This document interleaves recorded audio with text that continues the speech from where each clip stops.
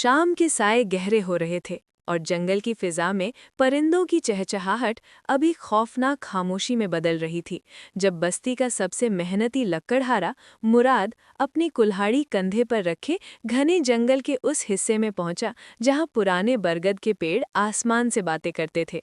हरियाली इतनी घनी थी कि सूरज की आखिरी किरणें भी जमीन तक पहुंचने के लिए रास्ता तलाश कर रही थी और हवा में गीली मिट्टी और सनोबर यानी चीड़ की खुशबू बसी हुई थी। मगर आज जंगल का सुकून कुछ ज्यादा ही पुरअसरार था, क्योंकि ना कोई बंदर उछल रहा था और ना ही किसी हिरण की आहट सुनाई दे रही थी, जैसे पूरा जंगल किसी भयानक तूफान के इंतजार में अपनी सांसें रोके खड़ा हो।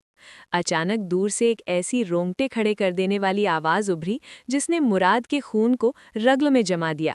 ये सैकड़ों जानवरों के एक साथ भागने, दहाड़ने और चिंघाड़ने का ऐसा शोर था जैसे जमीन फट गई हो। मुराद ने एक लम्हा जाया किए बिना अपनी कुल्हाड़ी कमर से बांधी और बिजली की तेजी से सामने मौजूद एक ऊंचे शाहबलूत के पेड़ पर चढ़ गया, क्योंकि जमीन ताश के पत्तों की तरह थरथराने लगी थी। वो अभी मुश्किल से एक मजबूत टहनी पर संभला ही था कि उसके पैरों के नीचे से सैकड़ों जंगली सुअर, बारहसिंगे और खौफजदा लोमड़ियां बदहवास होकर भागने लगी। उनके पीछे जंगल के असली शिकारी चीते और भेड़िए भी अपनी फितरत भूलकर सिर्फ अपनी जान बचाने के लिए सर पर दौड़ रहे थे।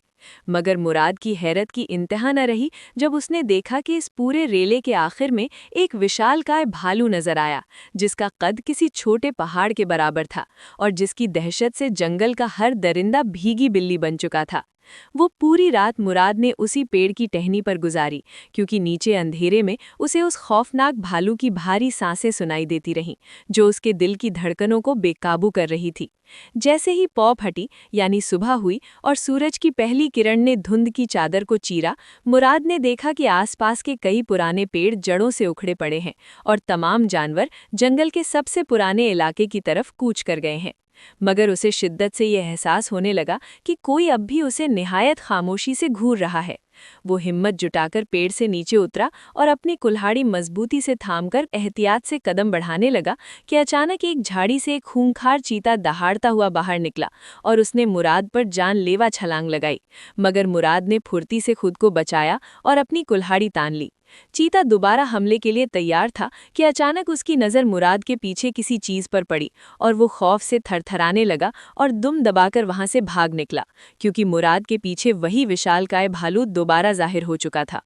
मुराद का जिस्म बर्फ की तरह ठंडा हो गया, मगर उसे हैरत तब हुई जब उस खौफनाक भालू ने उसे नुकसान पहुंचाने के बजाय अपने दांतों से मुराद की कमीज पकड़ी और उसे अपनी कमर पर बिठा लिया। वो उसे जंगल की गहराई में मौजूद 1000 साल पुराने बरगद के पेड़ के पास ले गया। वहां पहुंचकर भालू ने बरगद के तने में मौजूद एक खुफिया दरार की तरफ इशारा किया। जैसे ही मुराद उसके साथ उस दरार के अंदर दाखिल हुआ, वो एक पुरअसरार गुफा से होते हुए एक ऐसी तिलिस्मी दुनिया में जा पहुंचा जहां आसमान बैंगनी था और जमीन से चांदी की चमक उठ रही थी। इस नई दुनिया के मरकज में एक बहुत बड़ा महल था, जिसके चारों तरफ सोने और चांदी के पहाड़ खड़े थे और वहां की हर चीज जवाहरात से सजी हुई थी। भालू ने वहां पहुंचकर उसे एक चमकता हुआ हरा तावीज दिया, जिसे पहनते ही मुराद के कानों में जंगल के जानवरों की बातें साफ सुनाई देने लगीं, गोया वो उनकी जबान समझने के काबिल हो गया था।